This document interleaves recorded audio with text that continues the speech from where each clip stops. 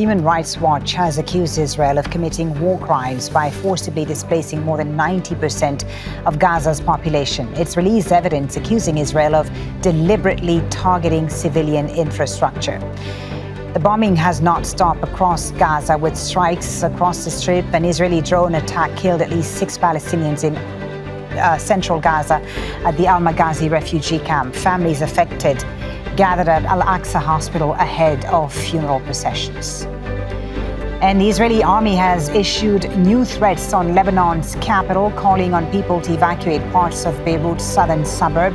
It's carried out multiple strikes on 2 districts there since the early hours of Thursday morning. Well, to discuss these latest developments, we're now joined by Gideon Levy, who's a columnist with the Israeli newspaper Haaretz. He's live from Tel Aviv. Thank you for being with us, Mr. Levy. I want to talk about Gaza, obviously, and this Human Rights Watch report, this latest one. But let me ask you first about Lebanon and these reports of rifts between the Israeli army and politicians about the objectives in Lebanon. How serious are these rifts, if confirmed, and what could it mean for the future of the conflict in Lebanon? Because a week or two ago, there were reports that Israel might be interested in negotiating a ceasefire with Hezbollah. What's happened to that? Those reports are still valid, and even there is a report today that Israel wants to finish the war in Lebanon before Donald Trump gets into office. As a gesture, I guess he asked for it. And the report yesterday about the Minister of Defense who put new conditions for a ceasefire there are quite irrelevant, because the Minister of Defense, the new Minister of Defense of Israel, is quite irrelevant. By the end of the day, those decisions are being made only by Benjamin Netanyahu. So is Netanyahu then interested in a ceasefire now in Lebanon? It seems so. I wouldn't guarantee it, but it seems so, because it's totally tasteless what's going on there. People are killed in both sides by dozens every day now, including quite a lot of Israeli soldiers, and it doesn't lead to anywhere but to an agreement. So why should someone wait? But, you know, things get out of control and things get more complicated when there are more casualties.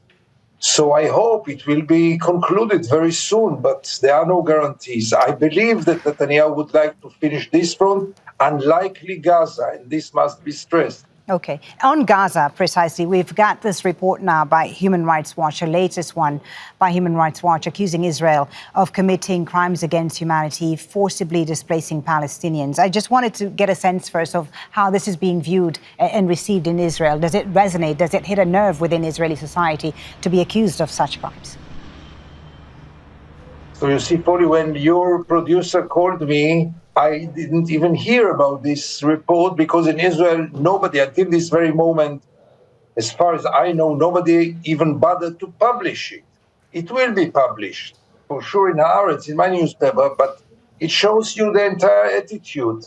It will be framed as another anti-Semitic document or report against Israel, and very few people will be disturbed by those reports, which are following one after the other. You know, we don't need Human Rights Watch. It's enough to watch Al Jazeera English for 1 hour and understand that something terrible is taking place now in the northern part of Gaza, namely an ethnic cleansing. There is no other way to call it. I was going to ask you about that. What is Netanyahu's map and plan for Gaza and the north in particular? Is Israel's plan perhaps to resettle Israeli citizens in northern Gaza, a transfer of its own population to northern Gaza?